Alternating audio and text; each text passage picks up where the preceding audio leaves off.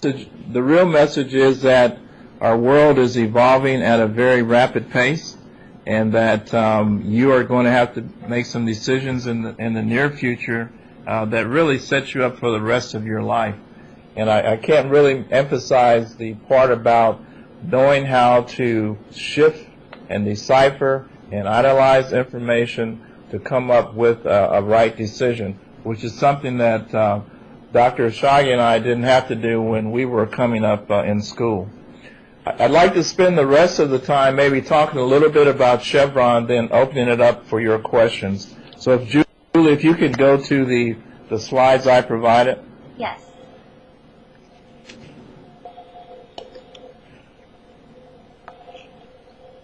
She's sharing that with us.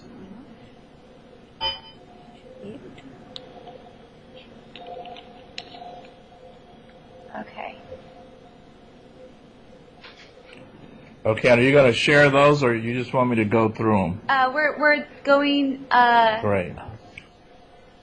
Yeah. You going to share? Put the number on. There we go. Yeah, it's coming up slowly. Great. Okay. Yeah. Why don't you go to the next slide?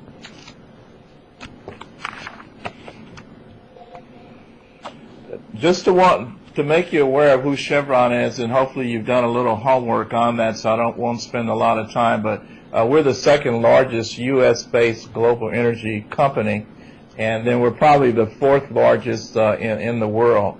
We're in 180 countries, so there's a lot of opportunities in different aspects of our business, and right now we have more than 62,000 employees worldwide. Next slide. Next slide. We're very proud of this particular document, which is what we call the Chevron Way, and this is really how we do our business.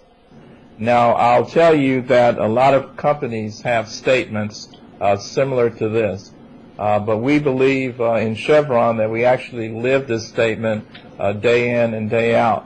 I had an opportunity over the last several days to visit about 17 of our offshore locations, starting from the east close to Alabama and then ending up in Texas. And in all the interactions with our employees, it was very evident that we know who we are, we know what we do, we know what we believe in, and that we have a very clear plan to accomplish that. Next slide.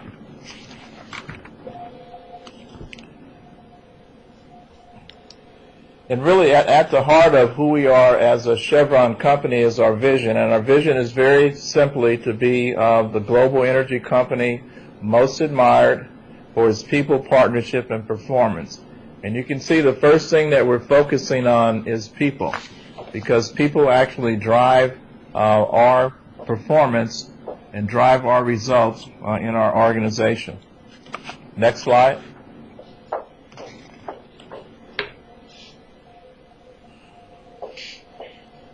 I think as you start to work in the future, we have what we call strategies, and strategies really translate our vision into action. And our major strategies have to do with our major sections of our business. The upstream business is charged with exploration, production, and transportation of hydrocarbon. The global gas business is also charged with that, along with transportation. Our global downstream business is charged with taking that product and refining it. And then our renewable energy sector is just that, looking at biofuels, looking at wind, looking at geothermal. So we have clear strategies for each of our major business sectors. And then also we have what we call enabling strategies. And that's really the strategies that allow us to be successful in the ones that I've just mentioned. People are our main strategy there, investing in people, ensuring our people have the skills and competencies, ensuring that we talk to individuals like you early on when you're in school to ensure that you know what the opportunities are out there for you, and more importantly, to encourage you to continue in your math and science areas. We use a lot of technology. I'll give you some examples of that in a few minutes. And also building organizational capability around the key processes that drive our business. How do we operate? How do we spend our money? And how do we grow profitably? Next slide. You've probably heard a lot about renewables, and I just wanted to put renewables in context with the other energy sources.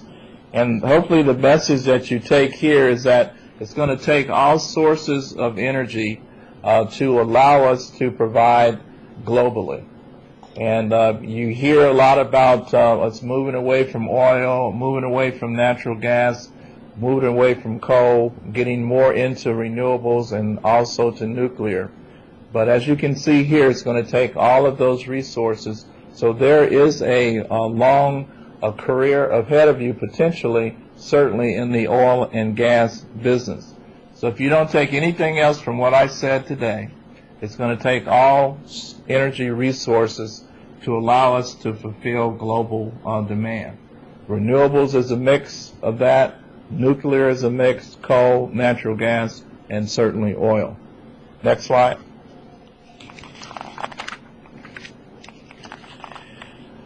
We're headquartered in California, and that's probably pretty unique from all of the other oil companies or energy companies. Most are in Texas or Louisiana. So we think we're very uniquely placed. And the reason that that's important for us is that we always have wanted to keep our West Coast connection. There's some phenomenal schools in the West Coast, USC, of course, UCLA, Stanford, all these schools, and we want to draw employees from those schools also who may have a desire to stay right there in California. So that was one of the stated strategies early on for keeping our Chevron headquarters there. So we're a little bit unique there. But as you can see, we're on mostly every continent with both upstream and downstream operations, which then give a lot of opportunities for our employees to work and live in different cultures across the globe. Next slide. This is a build slide, so we'll just start right here. And you know, technology is very much a piece of our business, and in a matter of fact, it's become more so in the past 10 to 15 years. Because we're in a position to do things that we have never done before. If you can look at this slide here, you can see that hydrocarbon potential is at great depths these days, and in this case 30,000 foot. You can also see that we're working in about 4,000 foot of water, so that we're working in almost a mile of water before we even get to the seabed. And let's contrast that to some things that you know of, and let's look at their heights. Can you just hit the first one? I think.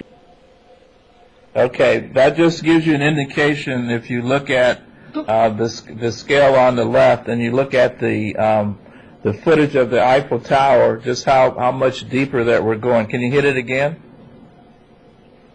Is that the Empire State Building? Right. Yes.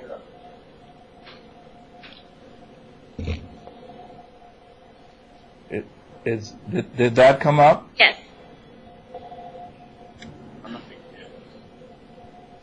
Okay, great. Again, that's just an indication of some structures that you're very familiar with, just how much deeper and how much additional footage that we're dealing with regarding technology on our deep water project. And if you go to one more, this is a compliant tower. And this is one of the pieces of equipment that we use when we're producing in deep water. And as you can see, just how tall that is compared to the Empire State Building. And again, technology we're so dependent on technology as we go deeper to find oil and gas reserves. So that was kind of the sense of that slide. All right, can you go to the next slide? And I can't see these, so I'm just going to go through my deck here, and hopefully I'll be on the same ones you're on. The slide is technology links the energy value chain. That's right. Is that the one you're showing? Yes. Okay. Drew, I'll tell you what, since we don't have any more build slides, why don't we go back to where I can see the presentation? It'll be a lot easier for us.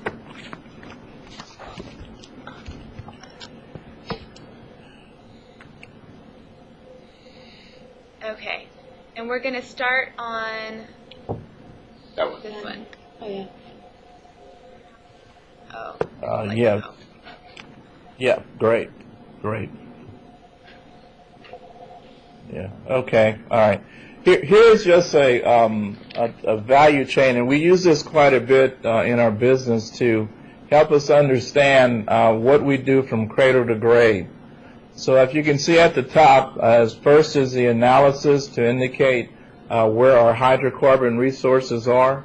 The next picture is shows a platform. That's actually our, I think, our Tahiti platform, which just indicates that we have to have something out there to produce oil into and to process it and to send it to shore where it's transported. As you can see there, there's a tanker or a train. The next one is what we call LNG. That allows us to take gas, which is a vapor, and change the temperature and pressure to liquefy it so that we can transport it from one place to the other. The next picture is a picture of a refinery where crude comes in and it's processed. And then the next picture is a gas pump where we're actually pumping our fuel into a car. The next picture is a picture of about wind, where we're using wind energy in some of our operations from an alternative perspective. And then the next picture is a picture of a vehicle. And this is a hybrid vehicle that runs off of both gas and battery. So technology allows us to go from cradle to grave, and we need educated and a trained workforce heavily into the math and science areas. So that's why it's important for individuals like yourselves who are interested in math and science to have some consideration for pursuing a career in engineering. Next slide.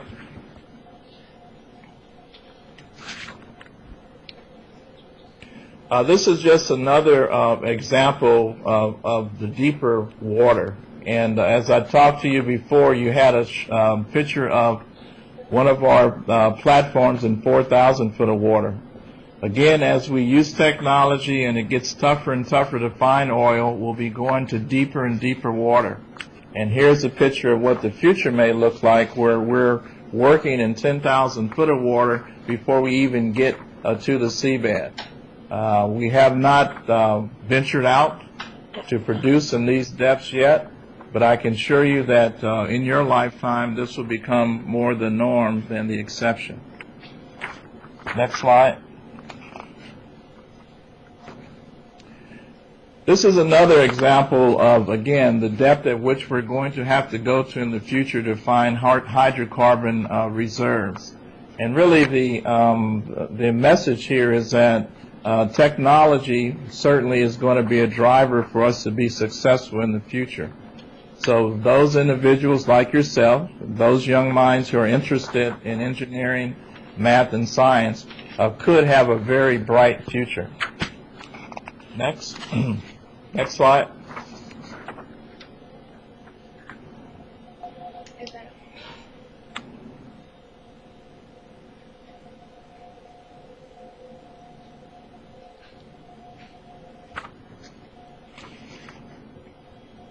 Can you see our next slide?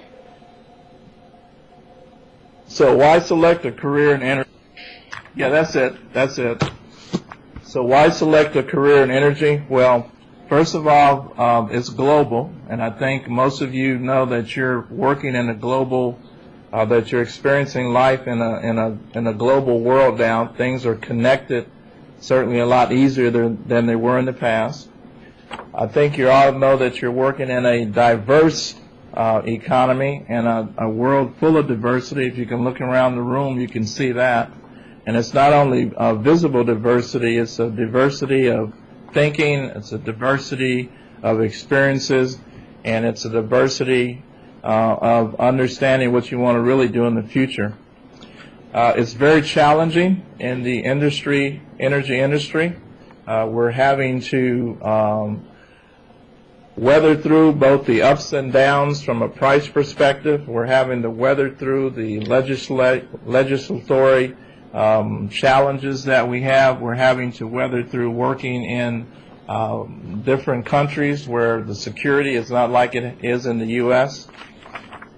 It's a very high-tech industry, and really it's really important to the long-term future of the United States that we can continue to produce affordable energy. And as I showed you from a slide before, that energy resource mix in the hydrocarbon area, we're here for the long term. Next slide. No, it had a Just keep hitting it. Yeah, it's building. It's building here. I don't know why the other one wouldn't build. Yeah, just keep hitting. And these are the things I just kind of talked through. Now, one thing I'd like to just mention, I think Chevron has a very unique culture. If Julie, just keep hitting the slide a few more times. And what we really build on here is our Chevron values, and we've just shown these here. Keep hitting, Julie. There's about 4 or 5 more. We're really focusing on diversity and mutual respect and trust. That builds a committed team. We know that folks of your age don't always want to spend hours and hours at the office, that you need to have a balance. So we're really pushing work-life balance. We have a commitment to improve our employees, so the training, future development, future opportunities are very important. We think that sharing across our business is important for success, and more importantly, involvement in the communities where we live and work. So we think our culture is unique, and certainly pursuing a career with Chevron, you have the opportunity to experience those values. Next slide.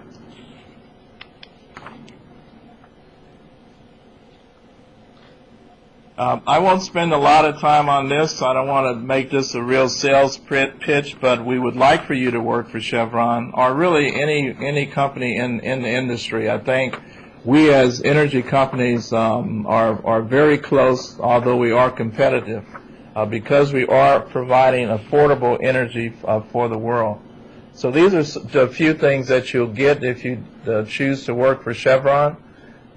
We have been very aggressive in hiring. I know most of you know that the oil price is relatively low.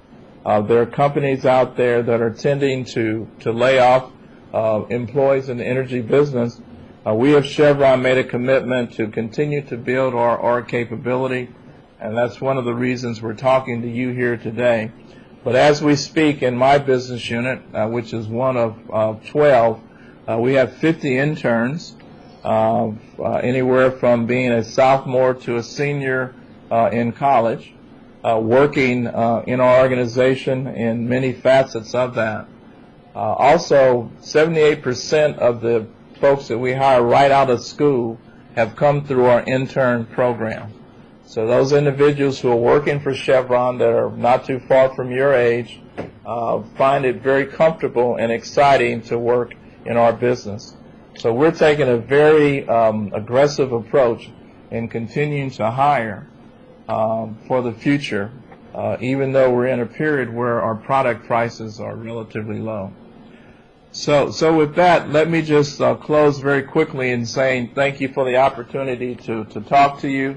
I know you have a full schedule ahead of you, but I would like to take a few minutes to answer any questions that any of you have, whether it be on some of the information I showed during the presentations, or any questions that you have related to the energy industry and making a choice in the future to continue to be very engaged in the math and sciences and engineering studies.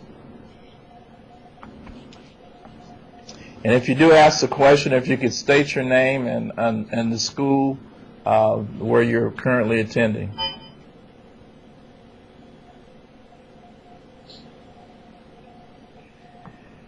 Okay, and I have my HR folks in the room now ready to write down names of people who ask questions. Just asking. Oh, hold the hands up now. Zoom in before we have a good look at them.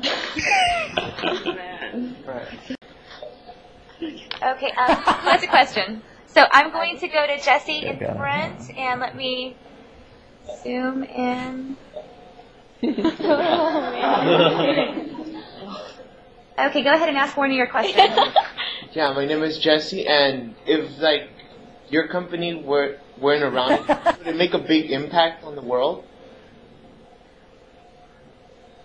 What kind of impacts? Well, what kind of obstacles? Will Jesse, if I heard the question right, if the company...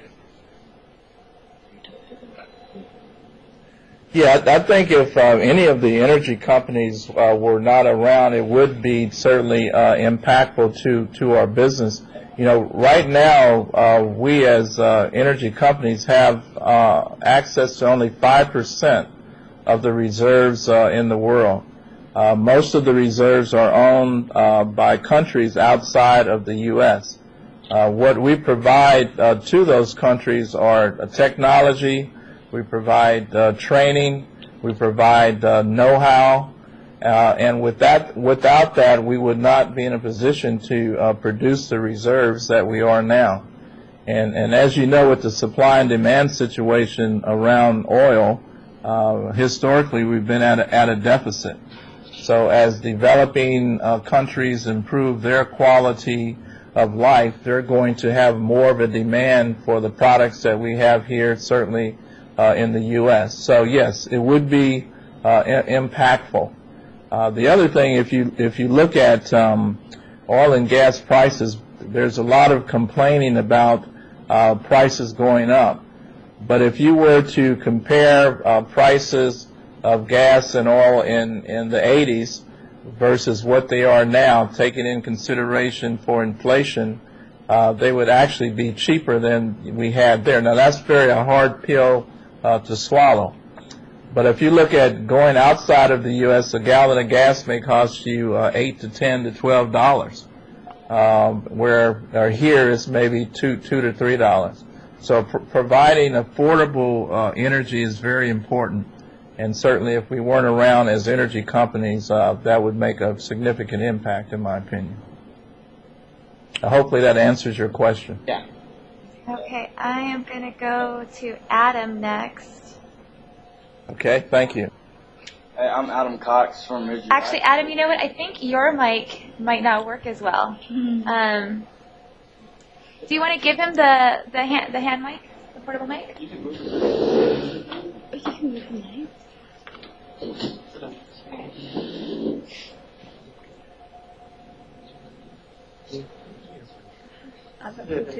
Yeah, we could actually hear you. Okay, go ahead and speak. Hello, I'm Adam Cox from Ridgeview High School, and I was wondering if Chevron deals with nuclear energy, and if you don't, I'm wondering why you don't. Alternative energy? Nuclear. Oh, nuclear energy. No, Adam, we don't. Yeah. No, Adam, we don't deal with nuclear energy. That's really not where our expertise is. However, we certainly support the use of nuclear energy and are very pleased that the U.S. is finally kind of opening that up. As I said before, it's going to take all energy sources to mitigate the demand that we have, but that is not our expertise.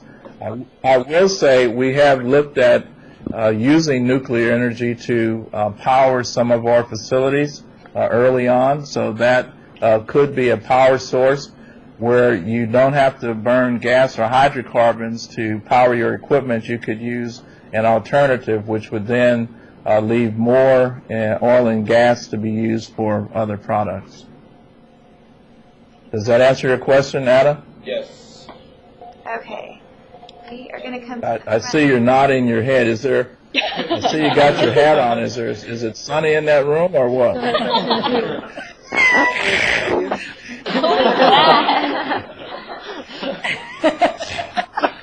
it Liz? Yeah. I have a question. My name's Liz. I'm from Montebello High School. Let's say you have to lean towards more like eco-friendly fuel, where would you look to? What would you lean towards as an entire company?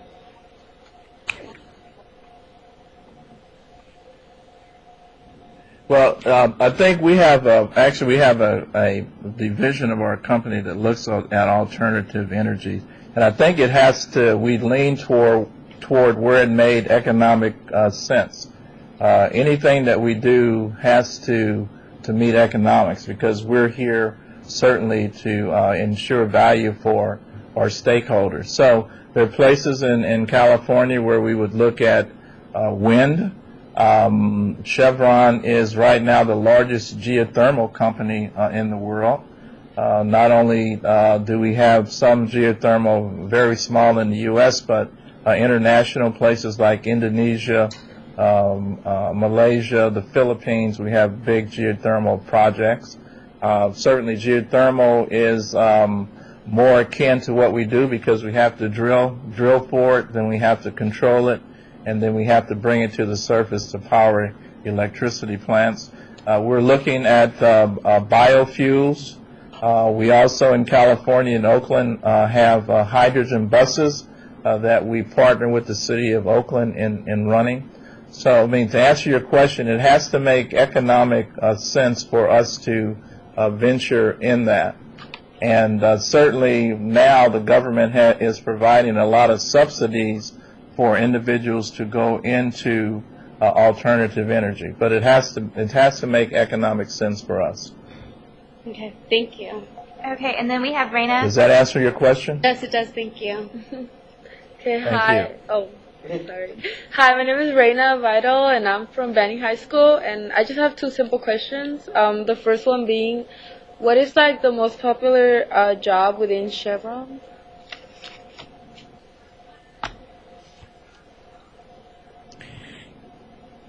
The most popular job. That's interesting. Well, I think it could be different things to different people, but I guess the most popular job would be the one where you get a steady check. Oh yeah, so that's my next question. Like, which one is the most highest? So if you're an engineer,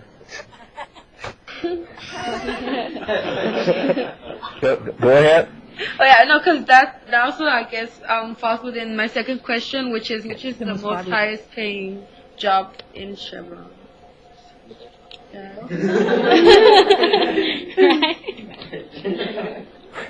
Well, I would say your engineering professions, our technical professions, because we're a technical company, are the most highest paying jobs within Chevron. Then most of our leaders in our company are engineers. So you look at our chairman, he had a period of time where he worked in our downstream organization. So engineers by far certainly command the highest salaries. Thank you. Okay, and then Sagol over here. Okay. Thank you. And you're wearing red, right? Oh, hot pink. Thank you. Okay, next we have Sagol. Hi, my name is Sagol. I'm from Palos Verdes Peninsula High School. So I had a question about you're talking to us about like having a job at Chevron. What exactly would we be doing? Like, what kind of things would we be doing at Chevron, like specifically? If you have any ideas. Or... Well, yeah, if you were an engineer and say you were a production engineer, you would be charged with looking at production areas in the reservoir, bringing that production to surface, ensuring that it went through the right processing equipment so it could get in a pipeline and ultimately be sold. If you were a facilities engineer, you would actually be out building and constructing platforms or pipelines or processing equipment. If you were a reservoir engineer or a geologist, you would actually be studying the subsurface geology to help us identify where potential oil and reserves are. If you were a chemical engineer, you'd probably be working in one of our refineries where we take our product and we refine it to different other products. So, based on your specific engineering skill, you'd probably start in that section of our company. Now, having said that, we would allow you to work in other engineering areas that maybe you didn't go to school for. So we may have a facilities engineer working in production. We may have a production engineer working in facilities. We may have a production engineer, a petroleum engineer working in the refinery. So you'd have an opportunity to work across all the facets of engineering here in Chevron. And also, does that answer your question? Yeah, I have another question also. At Chevron, do you guys also use natural gas in addition to oil, or?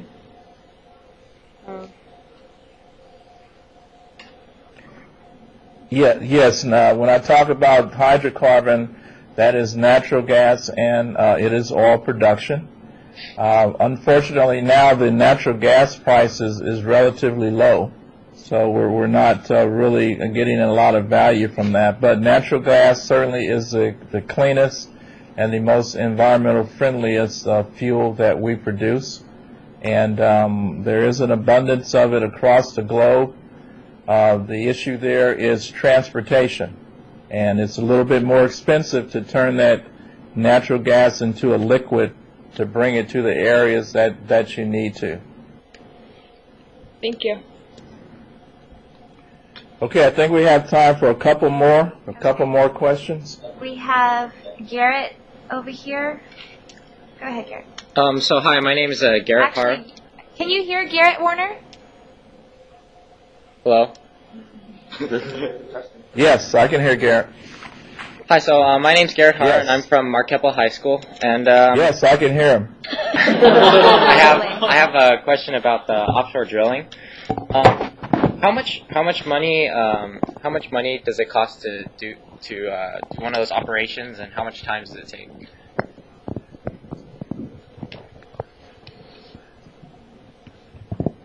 Well, if you that's a good question, and there's a range of areas. Just let me talk about the deep water. So, assume there's like 6,000 feet of water.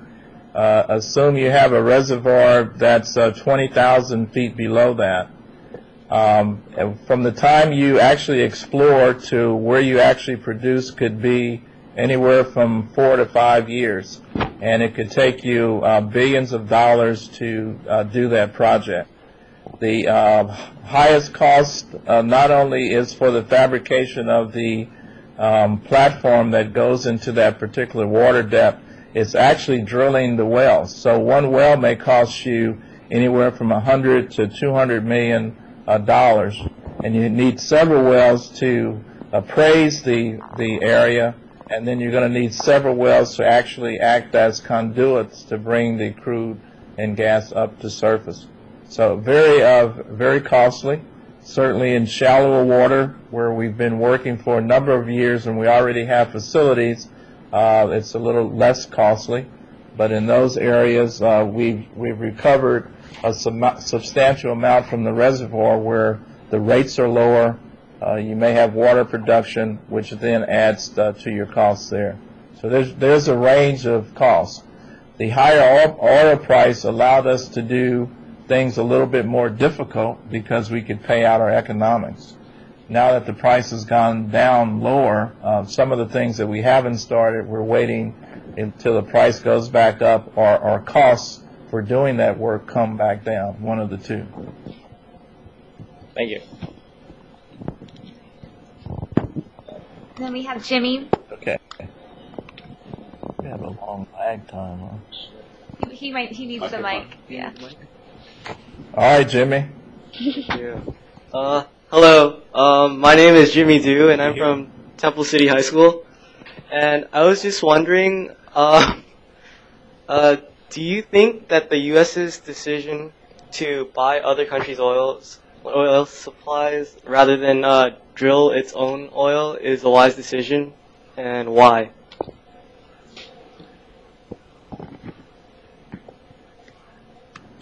Okay, first of all, I don't think it's a wise decision, but we have little choice in that decision. There are areas certainly in the U.S. that are off limits to us, and we could not supply all the needs for the U.S. Just from drilling in areas around and in the U.S. So we need that additional supply from other countries. Now, I worked out in California, and Californians like their cars. So how many of you in that room have a car? Not me. There's about 5. Huh? How many of you in that room have a car? Scary. 5? Okay. So when you came to the session, today, were you the only one riding in your car?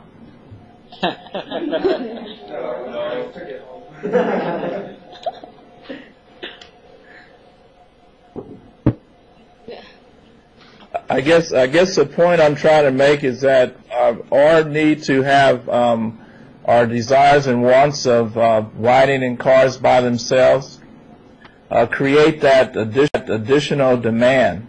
So the best thing that we can do as Americans is to conserve a little bit more. I lived in California for several years, and you go on the highway in the morning and you'd see only one person in the car because people like their cars. There'd hardly be anybody in the HOV. So we are a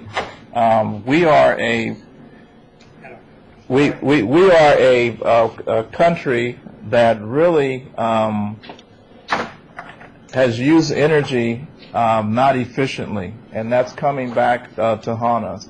So to answer your question, I would prefer to have supply here from the U.S. only, but with our demand, it's not possible. Okay, ladies and gentlemen, thank you for certainly taking the time to listen to me. If you have any other questions, get those to Dr. Ishagi. I wish you much success in your career. Stay focused on math and science because there's a world of opportunity out here for you. Thank you.